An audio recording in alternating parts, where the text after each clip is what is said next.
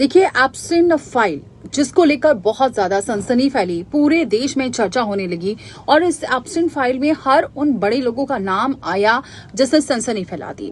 कई लोग उसको देखने लगे क्योंकि ये जो रिपोर्ट थी वो सार्वजनिक की गई और जिसके बाद जब से सार्वजनिक की गई तब से लोगों का दिल दहल उठा।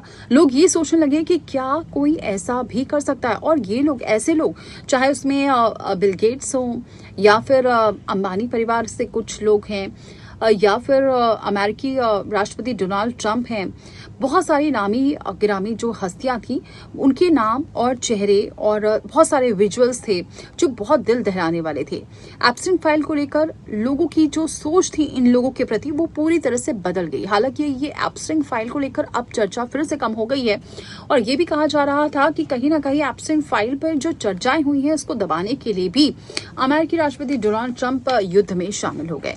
खैर, ये एक अफवाह थी, लेकिन अब इसमें क्योंकि बिल गेट्स का नाम आया और उन्होंने इस पर क्या कुछ कहा है ये भी अब डिटेल सामने आ रही है। तो आपको बता दें कि माइक्रोसॉफ्ट के को फाउंडर बिल गेट्स ने अपनी अमेरिकी संसद में गवाही देते हुए कहा कि जेफरी एप्स्टिन ने उनके विवाह उत्तर संबंधों की जानकारी का इस्तेमाल कर उन पर दबाव बनाने की कोशिश की थी। गेट्स ने यह भी कहा कि उन्हें एप्स्टिन के अपराधों की पूरी जानकारी नहीं थी। संसद फिलहाल एप्स्टिन मामले और सरकारी एजेंसियों की भूमिका की जांच कर रही है और गेट्स ने तो यह भी कहा कि वो एप्स्टिन से अपनी परोपकारी गतिविधियों और साथ ही सोशल प्रोजेक्ट्स के लिए फंड जुटाने के मकसद से मिले थे। गेट्स ने यह भी बताया कि उन्होंने कभी एप्स्टिन को कोई अपराध करते नहीं देखा, लेकिन उन्होंने आरोप लगाया कि एप्स्टिन उनके एक्स्ट्रा मैरिटल अफेयर्स को लेकर ब्लैकमेल जरूर करता रहा है। गेट्स के मुताबिक एप्स्टिन चाहता था कि उनके साथ दोबारा संपर्क हो और कामकाज जारी रखें। उन्होंने ये भी कहा कि उनके जो निजी संबंधों का एप्स्टिन के साथ उनके काम से कोई संबंध नहीं था, लेकिन इस वजह से उनके परिवार को बहुत ज्यादा तकलीफ हुई है।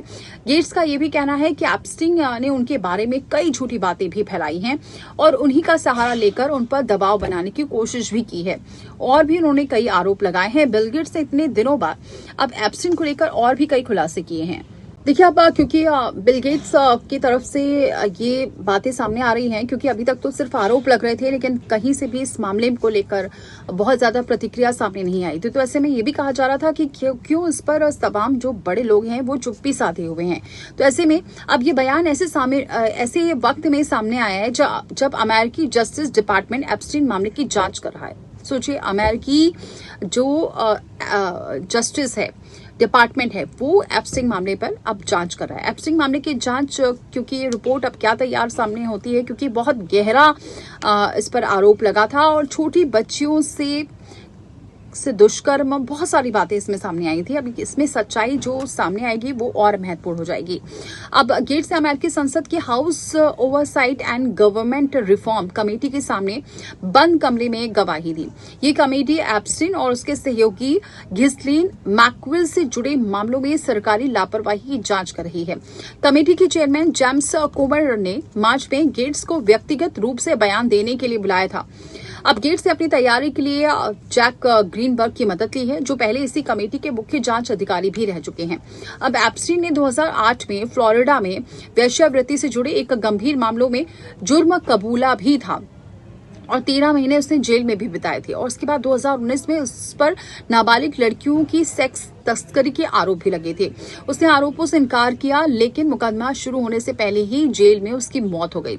अधिकारियों ने उसकी मौत को आत्महत्या भी बताया था। अब इस साल जारी अमेरिकी जस्टिस डिपार्टमेंट के दस्तावेजों से पता चलता है कि 2008 में जेल से रिहा होने के बाद भी गेट्स और एप्स्टिन कई बार मिले थे। यानी एप्स्टिन जब बाहर आया था तो कई बार बिल गेट्स की मुलाकात हुई थी।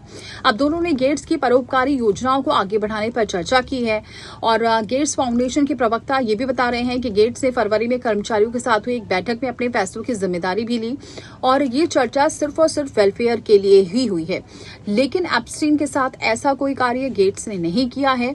अब ये देखना होगा कि ये जो टीम है, ये जो जस्टिस डिपार्टमेंट है, वो जो अपनी जांच रिपोर्ट बना रहा है उसमें क्या तथ्य सामने आता है।